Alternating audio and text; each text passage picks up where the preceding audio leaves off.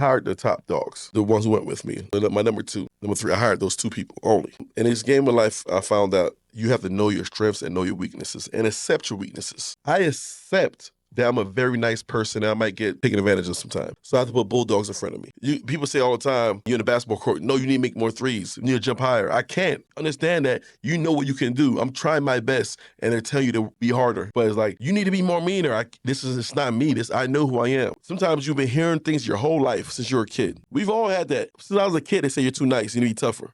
You're too nice. I've been hearing that shit since I was 8, 10 years old. So I'm 42 right now, and I guess why I accept it. I'm a nice fucking person. Okay, cool. Well, I'm going to put bulldogs around me. So it goes out there with employment too, because sometimes I want to hire everybody because I want to give everybody a chance. Like, man, nah, this person needs it. And I don't want to fire somebody because they got a family. But if I step away from that and I just have my executive managers do the hiring process, I'm good. And it works. So I hire that one person I trust to lead it. And now I don't have to talk to them. And I always learn, like, when you have the thought of firing somebody, you're supposed to fire them. In the business world, like, if you fire faster than you hire. You know what I mean? But I know all the traits too, but hiring something I never do. That's a weakness of mine because I hire a lot of the wrong people.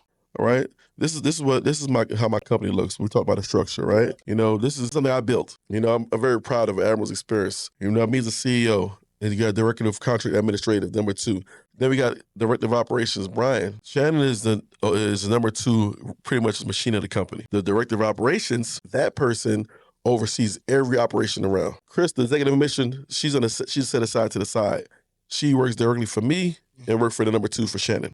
She helps me keep in line, like, hey, these bills are due, my accounts payables as well, and make sure the taxes, everything is like that good. Works with it, does a lot of the QuickBooks, things like that. Works with our CPA. Then we have the nutritionist, our registered dietitian. She works with all my nutrition, my menus. We're in the food service, but you got to work on all the menus, make sure the menus are good. And then you have the executive chef, the trainer, Jeremy. So he's the department head. He's almost like department head. So he could go and fly anywhere to Alaska, San Diego, anywhere, and be over their location and train a new manager, make sure everything's good.